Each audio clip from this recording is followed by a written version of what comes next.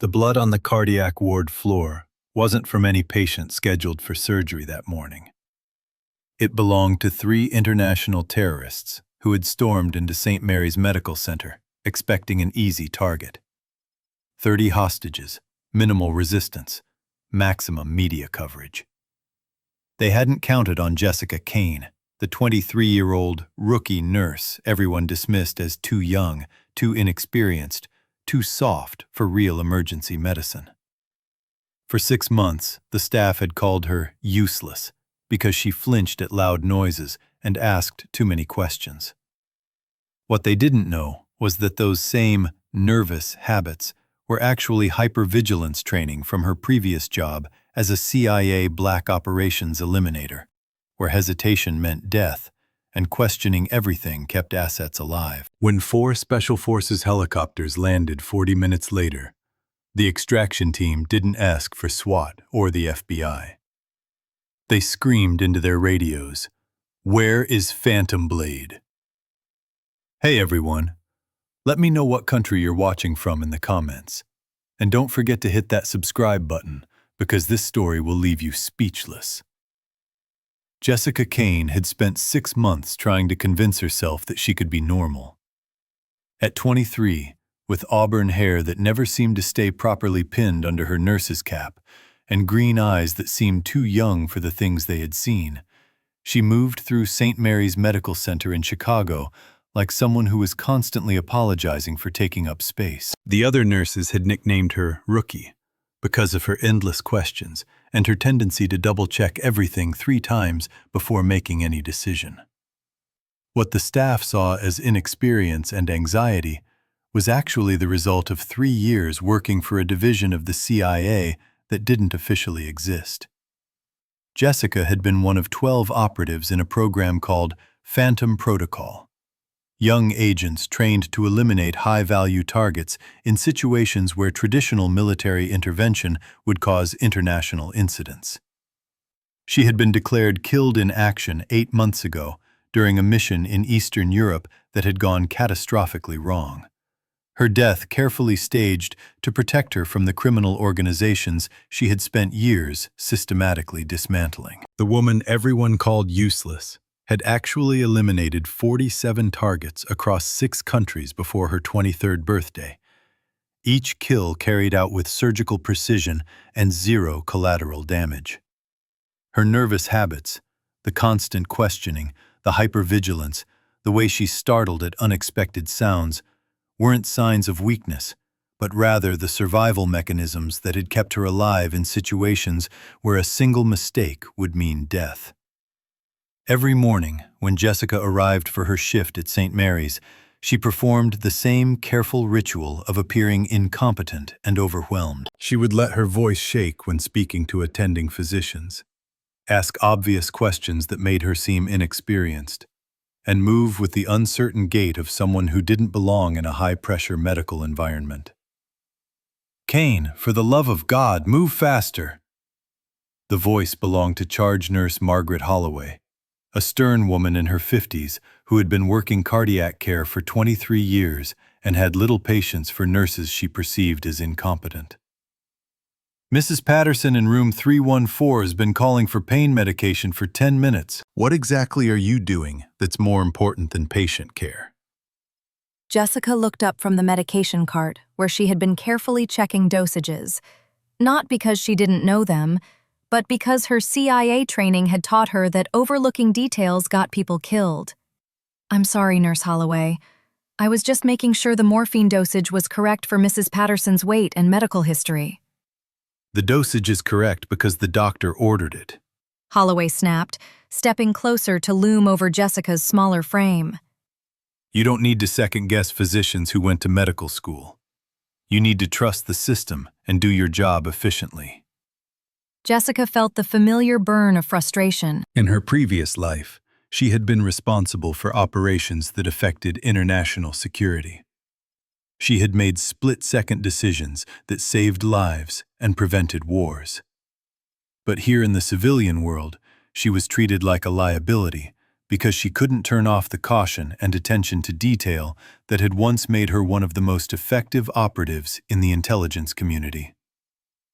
"Yes, ma'am," Jessica said quietly. "I'll get Mrs. Patterson her medication right away." "See that you do," Holloway replied. "And Kane, stop asking so many questions. It makes you look incompetent." As Jessica walked toward room 314, she caught the sympathetic glances from some of the other nurses, mixed with the eye rolls from others who had grown tired of watching her stumble through what they considered basic nursing tasks. She knew what they were all thinking. How had someone so young and apparently inexperienced gotten hired at one of Chicago's most prestigious hospitals? The answer to that question was buried in classified files that would never see the light of day. Jessica Kane's nursing credentials were real. She had completed an accelerated program during her recovery from the mission that had supposedly killed her. But her real qualifications for handling high-stress medical situations came from years of training in combat medicine, battlefield surgery, and crisis management under fire. Jessica was administering Mrs. Patterson's morphine when she heard the sound that made her blood run cold. The distinctive crack of automatic gunfire echoing from somewhere in the hospital. Her hand froze on the IV line, not from fear, but from recognition. Those weren't handguns or hunting rifles. Those were military-grade assault weapons, the kind used by professional soldiers or well-equipped terrorists. Mrs. Patterson, a 67-year-old woman recovering from cardiac surgery, looked up at Jessica with confusion. "What was that noise, dear?" "Probably just construction," Jessica lied, her mind already shifting into combat mode. She could hear sirens in the distance, but more importantly, she could hear the sound of organized movement in the corridors. Multiple individuals moving with tactical precision, not the random chaos of a single active shooter. The hospital's PA system crackled to life. "Code Silver, all floors, Code Silver, this is not a drill. All staff and patients should remain in their rooms and await further instructions." Code Silver meant an armed intruder, but Jessica's trained ear could pick up details that the hospital's security staff would miss. The gunfire patterns suggested at least 3, possibly 4 shooters moving in coordinated fashion through the building. The timing and precision of their movements indicated military or paramilitary training. This wasn't a random act of violence. This was a planned operation. Jessica completed Mrs. Patterson's IV line with steady hands, her voice calm and reassuring despite the chaos beginning to unfold in the corridors. "Mrs. Patterson, I need you to stay in bed and keep your door locked. Don't open it for anyone except hospital staff that you recognize." "Are we in danger?" Mrs. Patterson asked, fear creeping into her voice. "Hospital security is handling the situation," Jessica said, which was technically true even if she knew it was woefully inadequate for what they were actually facing. "Just stay calm and stay put." Jessica stepped into the corridor, where she could see other nurses and staff members looking around nervously, unsure of how to respond to the Code Silver alert. Charge Nurse Holloway was at the nurses' station, speaking urgently into a phone, probably trying to get more information from hospital administration. That's when Jessica saw them. 4 men in tactical gear were moving down the main corridor toward the cardiac ward. They wore black military-style clothing and carried assault rifles with the confident precision of people who knew exactly how to use them. Their faces were covered with balaclavas, but Jessica could see their eyes. Cold, focused, professional. These weren't domestic terrorists or disgruntled patients. These were international operatives, the kind of people Jessica had spent 3 years hunting across Europe and the Middle East. The lead man spotted the cluster of medical staff at the nurses' station and raised his weapon. "Everyone on the ground, now!" he shouted in accented English. "Hands behind your head, no sudden movements." The staff immediately complied, dropping to their knees with their hands raised. Charge Nurse Holloway was speaking rapidly. "Please, we're just medical personnel. We're not armed. We're not a threat." "Shut up," the lead terrorist said, signaling to his companions to secure the area. You will do exactly what we tell you, when we tell you, or people will die. Do you understand? Jessica had positioned herself behind a supply cart, partially hidden from the terrorists' view. Her mind was racing, automatically cataloging details that her CIA training had burned into her subconscious. 4 hostiles, all carrying AK-47 variants, professional-grade equipment and tactics. The lead man had a slight accent that suggested Eastern European origin, possibly Serbian or Croatian. The operation had the hallmarks of an international incident rather than domestic terrorism. But what were they doing in a Chicago hospital? What could they possibly hope to accomplish by taking medical staff hostage? The answer came when the lead terrorist pulled out a satellite phone and began speaking rapidly in what Jessica recognized as Serbian.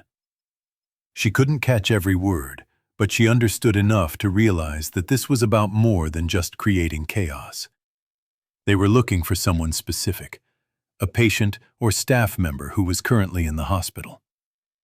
Jessica felt her stomach drop as she realized the implications. Someone in St. Mary's Medical Center was a high-value target, and these terrorists had come to either extract or eliminate them. The hostage situation was just cover for their real mission.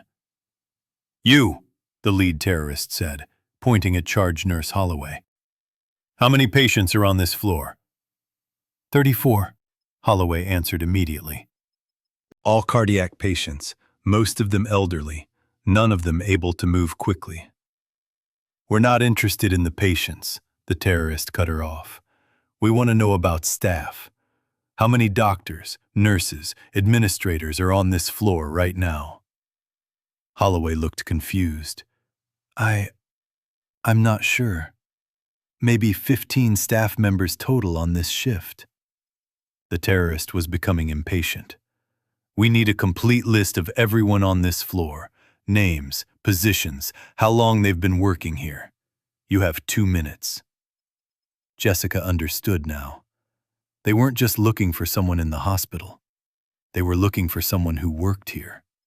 Someone who, like Jessica herself, might not be exactly who they appeared to be. The question was, were they looking for her specifically? Or was there another operative hiding in plain sight at St. Mary's? Either way, Jessica couldn't allow innocent medical staff to become collateral damage in what was clearly an intelligence operation gone public. She needed to neutralize the threat quickly and quietly before the situation escalated beyond her ability to control it. Jessica began moving carefully along the wall, using medical equipment and supply carts for cover. Her target was the terrorist positioned near the stairwell, the one responsible for preventing anyone from escaping or calling for backup. If she could eliminate him silently, she could reduce the odds from 4-1 to 3-1. But as she crept closer to her target, Jessica heard something that made her freeze. The sound of additional voices coming from the stairwell. Reinforcements were arriving, which meant the 4 men she could see were just the advance team. This wasn't a simple hostage situation anymore. This was a full-scale military operation being conducted in the middle of a civilian hospital. Jessica reached into her pocket and pulled out what appeared to be an ordinary pen, the kind that nurses use to fill out patient charts.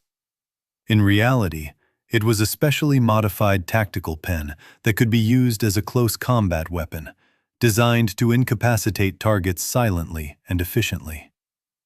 She was 3 feet away from the stairwell guard when he turned around. For a moment they stared at each other, the young nurse in scrubs and the armed terrorist in tactical gear. Jessica could see recognition dawning in his eyes, not because he knew who she was, but because he recognized the way she was moving, the way she was positioned. "Alexander," he called softly to the lead terrorist. "We have a problem." Jessica moved before he could finish the sentence. The tactical pen struck the guard's carotid artery with surgical precision, cutting off blood flow to his brain for just long enough to render him unconscious without causing permanent damage. She caught his falling body and lowered it silently to the floor, relieving him of his weapon in the same motion. 1 down, 3 to go. But now she was armed with an AK-47 and the element of surprise. The odds were beginning to shift in her favor. Dmitri? The lead terrorist was looking around, confused by his companion's sudden absence. Dmitri, report! Jessica used the moment of confusion to reposition herself behind a large medical cart near the nurses' station. From this angle, she had clear sightlines to all 3 remaining terrorists and could protect the hostages if shooting became necessary. Your friend is taking a nap, Jessica said, her voice carrying clearly across the cardiac ward. All 3 terrorists immediately raised their weapons, scanning for the source of the voice. But Jessica had chosen her position carefully. They couldn't get a clear shot at her without potentially hitting their own hostages. Who is speaking? The lead terrorist demanded. Show yourself! I don't think so, Jessica replied. But I have a counter-proposal. You release the medical staff, walk out of this hospital, and I'll pretend this never happened. The terrorists exchanged glances, and Jessica could see them making tactical assessments. They were professionals, but they were also confused. Nothing about this situation was going according to their plan. You are making a mistake, the lead terrorist said. We are not here for random violence. We have a specific mission, and when it is complete, we will leave. No one needs to be hurt. What mission? Jessica asked, though she was pretty sure she already knew the answer. We are looking for someone who works in this hospital. Someone who is not who she appears to be. When we find her, we will leave. Jessica felt her heart sink. They were here for her. Somehow, someone had figured out that the CIA operative known as Phantom Blade was still alive and working as a nurse in Chicago. The question was, how much did they know, and who had sent them? And if you don't find this person? Jessica asked. Then everyone in this hospital dies, the lead terrorist said matter-of-factly. Our employers are very specific about cleaning up loose ends. That answered Jessica's question about their intentions. These weren't terrorists trying to make a political statement. They were assassins sent to eliminate a specific target, and they were willing to kill dozens of innocent people to make sure they completed their mission. Jessica couldn't allow that to happen. She moved from behind the medical cart with fluid precision, the AK-47 raised and ready. The closest terrorist never saw her coming. One moment he was scanning the corridor for threats. The next he was unconscious on the floor with a precisely applied chokehold cutting off his air supply. 2 down, 2 to go. But now the remaining terrorists knew exactly where she was, and they weren't hesitating to return fire.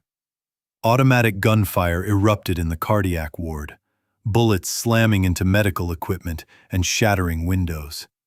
The hostages screamed and dove for cover behind overturned gurneys and equipment carts. Jessica rolled behind a heavy supply cabinet as rounds sparked off the metal surfaces around her. She could hear the terrorists communicating rapidly in Serbian, coordinating their movements to flank her position. Time for a different approach. Alexander, Jessica called out, using the name she had heard earlier. Let's talk. There is nothing to talk about, came the reply.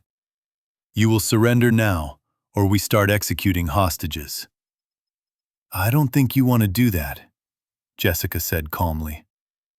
Because the moment you hurt innocent people, this stops being about your mission and starts being about justice. And trust me, you don't want to see what justice looks like. She was stalling for time, listening to the sounds of their movement, calculating angles and distances. The 2 remaining terrorists were trying to position themselves for a coordinated assault on her position, but they were making the mistake of treating her like a civilian who had gotten lucky. That mistake was about to cost them. Jessica tossed an empty bedpan across the room, drawing their attention and gunfire in that direction. While they were focused on the decoy, she moved in the opposite direction, using a combination of medical equipment and architectural features to approach their position from an unexpected angle. The element of surprise was everything in close-quarters combat. Jessica had learned that lesson in a dozen different countries, in situations where being a fraction of a second too slow meant death. She emerged behind the second terrorist before he realized she had moved. This time, she used the butt of the AK-47, striking the base of his skull, with just enough force to render him unconscious without causing permanent brain damage.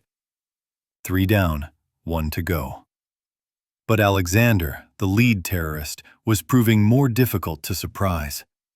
He had repositioned himself behind the nurse's station, using the computer terminals and equipment as cover while keeping the remaining hostages directly in his line of fire.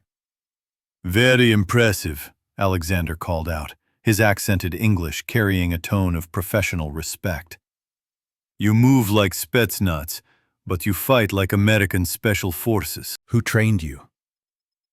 "People you wouldn't want to meet," Jessica replied, looking for an angle that would give her a clear shot without endangering the hostages.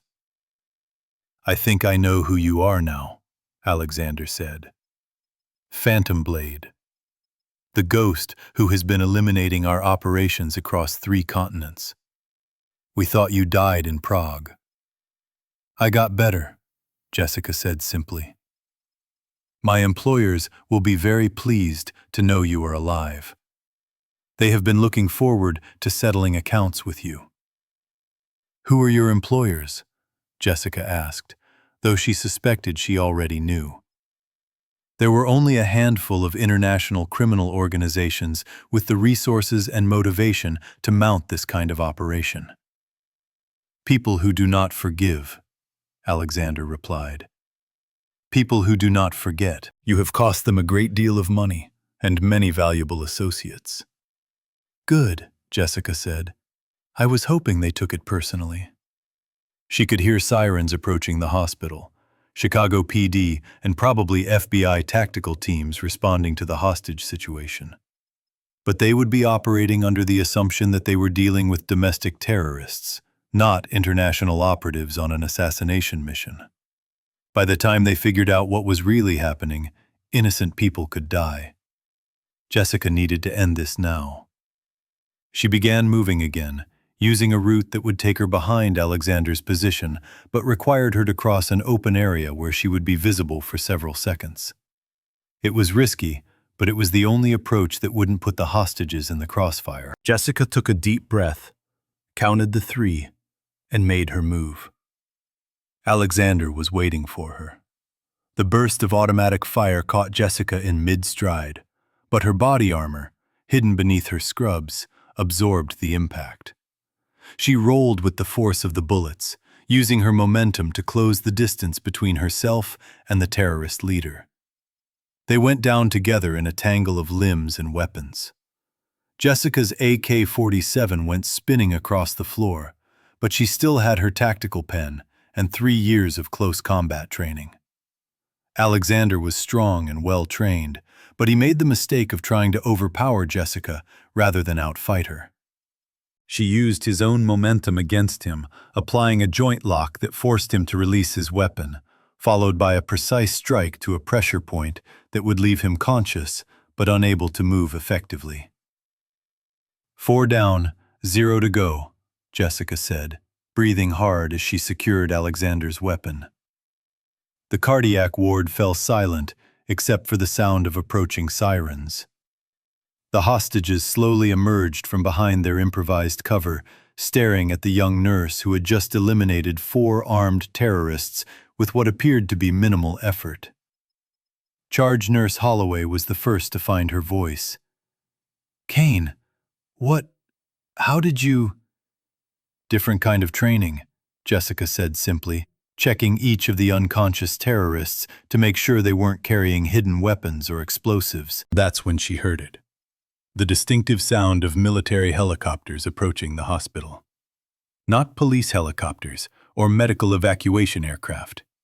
These were combat transports, flying in tight formation at low altitude. Jessica closed her eyes, knowing that her 6 months of trying to be normal were officially over. The hospital's windows began to rattle as 4 Special Forces helicopters took positions around the building. Within minutes, tactical operators were fast roping onto the hospital's roof and setting up a perimeter in the parking lot. The cardiac ward's automatic doors were forced open, and operators in full combat gear entered the building. They moved with the fluid precision of elite soldiers, weapons at the ready, scanning for threats. The lead operator, a colonel with the weathered face of someone who had spent decades in special operations, spotted Jessica immediately and approached her with his weapon lowered. "Phantom Blade?" he asked. Jessica straightened to attention, 6 months of playing weak and inexperienced falling away like a discarded costume. "Present, sir." "Colonel Morrison, Joint Special Operations Command. We've been looking for you for 8 months. "I've been here the whole time, sir," Jessica replied. "Working as a registered nurse." Colonel Morrison's eyes took in the scene. 4 unconscious terrorists, 30 terrified but unharmed hostages, and 1 young woman in scrubs standing calmly in the middle of what should have been a massacre. "Clean work," he said approvingly. "Non-lethal takedowns. 0 civilian casualties. All hostiles neutralized. Textbook execution." "Thank you, sir." "But your cover is blown," Morrison continued. "These people weren't working alone. The organization that sent them has been systematically hunting down every operative who worked on Phantom Protocol. You're not safe here anymore." Jessica looked around the cardiac ward, taking in the faces of people she had worked alongside for 6 months. They were staring at her with mixtures of confusion, amazement, and fear. "What about them?" Jessica asked, indicating the hospital staff. "They didn't ask to be involved in this." "They'll be protected," Morrison assured her. "Witness protection, new identities if necessary. But you need to come with us now. We have intelligence that suggests this was just the first wave." Jessica nodded, understanding the implications. If her enemies were willing to mount a military-style assault on a civilian hospital, they weren't going to stop just because this attempt had failed. "I need 5 minutes to change out of these scrubs," she said. "We brought your gear," Morrison replied, indicating a tactical bag carried by one of his operators. Jessica smiled, not the uncertain, apologetic expression she had worn as rookie, but the confident smile of someone who was finally comfortable being herself again. "In that case, let's go to work." As Jessica walked toward the waiting helicopters, Charge Nurse Holloway called after her. "Kane, who are you really?" Jessica paused at the threshold of the cardiac ward, looking back over her shoulder at the woman who had spent 6 months criticizing her competence. "I'm someone who learned that the most important battles aren't always fought with weapons," she said simply. "Sometimes they're fought with compassion, dedication, and the willingness to put other people's lives before your own." The rookie had never been inexperienced. She had been the most dangerous person in the building, carefully disguising herself as harmless. Outside, as Jessica climbed into the lead helicopter, Colonel Morrison handed her a tablet containing mission briefings and intelligence reports. "We have a situation developing in Eastern Europe," he said as the aircraft lifted off. "The same organization that sent those men is planning something that could destabilize the entire region. We need Phantom Blade back in the field." Jessica nodded as she began reviewing the intelligence files. The 6 months she had spent as a nurse hadn't been a waste of time. They had taught her something valuable about the difference between ending lives and saving them, between causing fear and providing comfort. But there were still people out there who needed to be stopped, and Jessica Kane, also known as Phantom Blade, was very good at stopping them. "How long do we have?" she asked. 72 hours before they moved to the next phase of their operation. Jessica smiled grimly as she began changing into her tactical gear. More than enough time. The ghost was going back to work, but she was bringing something new with her. the knowledge that strength could be expressed through healing as well as violence, and that sometimes the greatest courage was found not in taking lives, but in protecting them. But when protection required elimination, Phantom Blade was ready to do what needed to be done.